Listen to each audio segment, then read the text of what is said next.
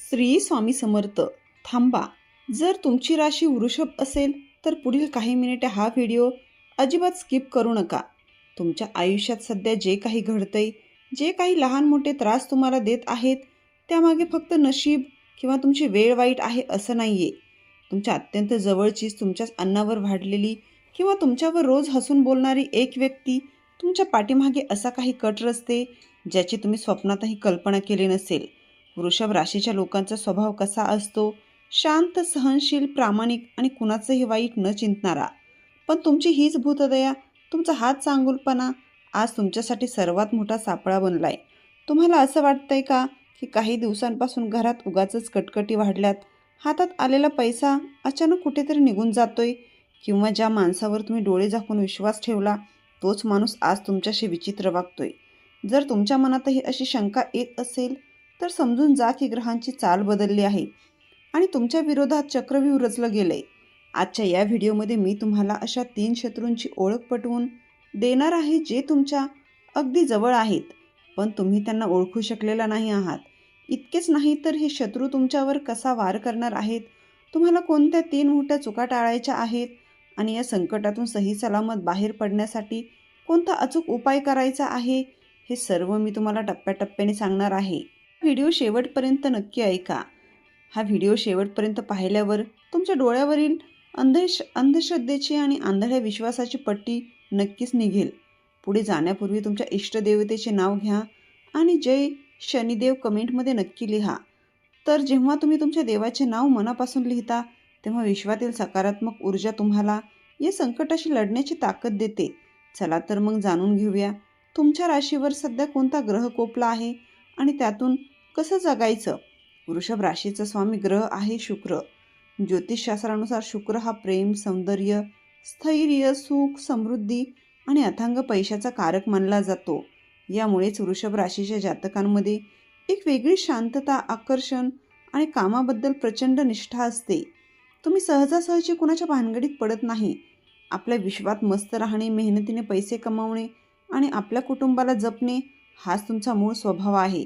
तुम्ही एकदा कुणाला मित्र मानलं की त्याच्यासाठी काहीही करायला तयार होता. पण सध्या तुमच्या राशीचा आणि तुमच्या राशीस्वामीची म्हणजे शुक्र ग्रहाची परिस्थिती थोडी चिंताजनक झाली आहे. सध्याच्या ग्रहगोचरानुसार क्रूर आणि न्यायी ग्रह शनी, तसेच छायाग्रह राहू आणि क्रोधाचा कारक मंगळ यांची वक्रदृष्टी तुमच्या राशीवर आणि शुक्रावर पडत आहे.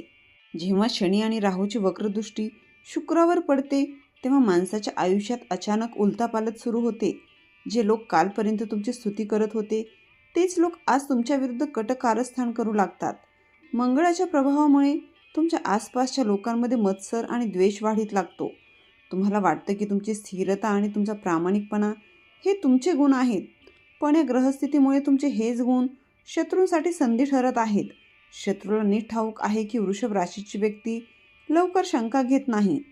तुम्ही समोरच्यावर आंधळा विश्वास ठेवता आणि हीच गोष्ट तुमच्या विरोधात वापरली जात आहे.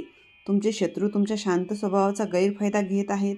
तुम्ही समोरून काही बोलणार नाही, तुम्ही वाद टाळाल हाच विचार करून तुमच्या पायाखालची जमीन काढण्याचा प्रयत्न सुरू आहे. त्यामुळे आता शांत बसण्याची वेळ निघून गेली आहे. आता सतर्क होण्याची वेळ आली आहे. आता आपण त्या 3 शत्रूबद्दल बोलूयात जे तुमच्या आजूबाजूलाच वावरत आहेत. पहिला शत्रू आहे तुमच्या घरातील किंवा जवळच्या नातेवाईकातील एक व्यक्ती. ही तीच व्यक्ती आहे जी तुमच्यासमोर आल्यावर फार गोड बोलते, तुमच्या प्रगतीचं वरवर कौतुक करते, पण आतून ही व्यक्ती मत्सराने जळत असते. तुमच्या घरात एखादी नवीन वस्तू आली, तुमच्या मुलांची प्रगती केली किंवा तुम्हाला व्यवसायात फायदा झाला, या व्यक्तीच्या पोटात दुखायला लागतं.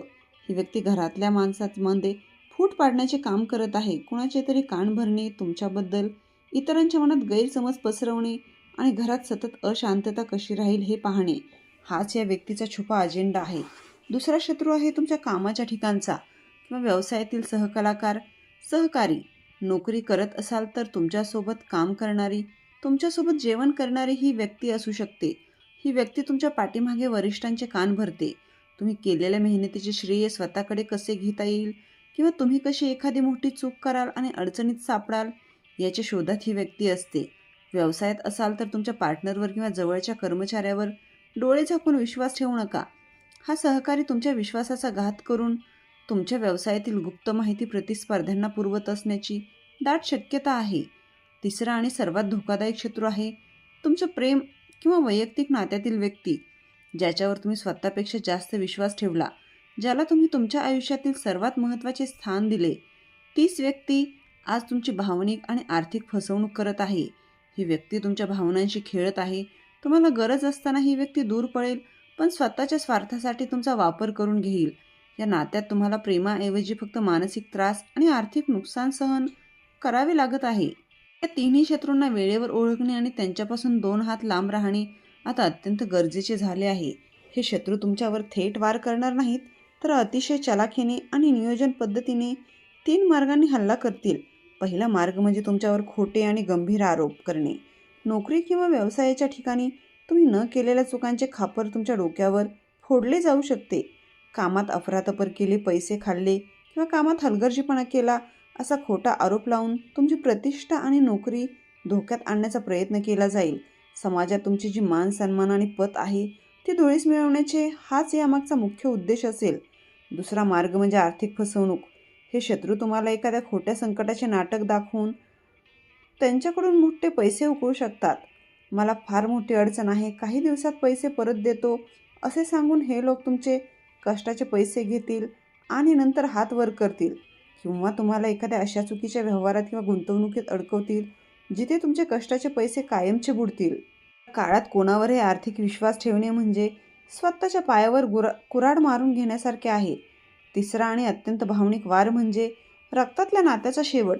शत्रूच्या कारस्थानामुळे आणि कारभरणीमुळे तुमच्या अगदी जवळच्या रक्तसंबंधातील व्यक्तीशी, जसे की तुमचा भाऊ, बहीण किंवा अगदी जवळचे नातेवाईक, यांच्याशी तुमचे भीषण गैरसमज निर्माण केले जातील.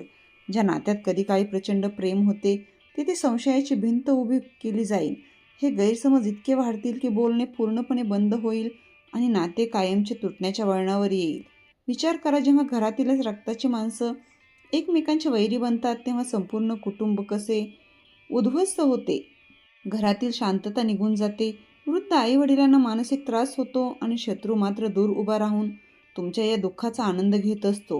हे नाते वाचवायचे असेल तर तिसऱ्या व्यक्तीच्या सांगण्यावरून स्वतःच्या माणसावर संशय घेणे तातडीने थांबवावे लागेल. या कठीण काळात जर तुम्हाला सुरक्षित राहायचे असेल तर तुम्हाला आजपासूनच 3 मोठ्या चुका करणे थांबवावे लागेल. पहिली चूक, रागाच्या भरात कोणतीही प्रतिक्रिया देणे किंवा उगाचच भांडणात अडकणे. शत्रूचा सर्वात मोठा डाव हाच असतो की तुम्हाला चिथावणे, तुमचा राग अनावर करणे आणि तुमच्याकडून अशी चूक करून घेणे ज्याने तुमचे वाईट ठराल. जेव्हा कोणी तुम्हाला चिथावणी देईल तेव्हा शांत राहा. तुमच्या संयमामुळे शत्रूचा अर्धा डाव तिथेच अपयशी ठरेल. रागाच्या भरात घेतलेला कोणताही निर्णय फक्त आणि फक्त तुमचेच नुकसान करेल. दुसरी चूक, बँक डिटेल्स, पासवर्ड आणि तुमच्या वैयक्तिक गुप्त गोष्टी कुणाशीही शेअर करू नका. आजकालच्या डिजिटल युगात फसवणूक होणे खूप सोपे झाले आहे. तुमचा कोणताही OTP, बँकेची माहिती किंवा तुमच्या व्यवसायातील अत्यंत गुप्त प्लॅन्स तुमच्या अत्यंत जवळील मित्रालाही सांगू नका. ओठातून निघाले की पोटात राहत नाही, ही मन नेहमी लक्षात ठेवा. तुमची गुप्त माहिती शत्रूसाठी सर्वात मोठे हत्यार ठरू शकते. तिसरी चूक, कुणालाही उधार पैसे देणे किंवा नवीन आर्थिक व्यवहारात घाईने उतरणे.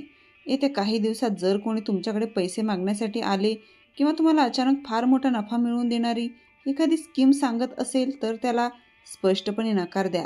या काळात दिलेले उधार पैसे परत येण्याची शक्यता 0% आहे. तसेच कुठल्याही कागदपत्रावर नीट वाचल्याशिवाय आणि अनुभवी लोकांचा सल्ला घेतल्याशिवाय स्वाक्षरी करू नका. घाईघाईत घेतलेला आर्थिक निर्णय तुम्हाला मोठ्या कर्जाच्या जाळ्यात ढकलून देऊ शकतो.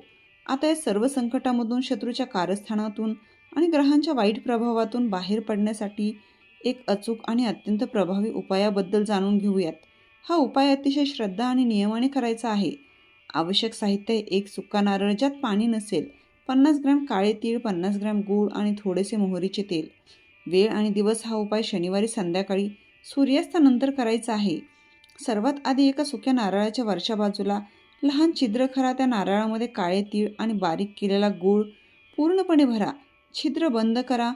3 दिवसानंतर त्या नारळावर मोहरीच्या तेलाचा टिळा लावा.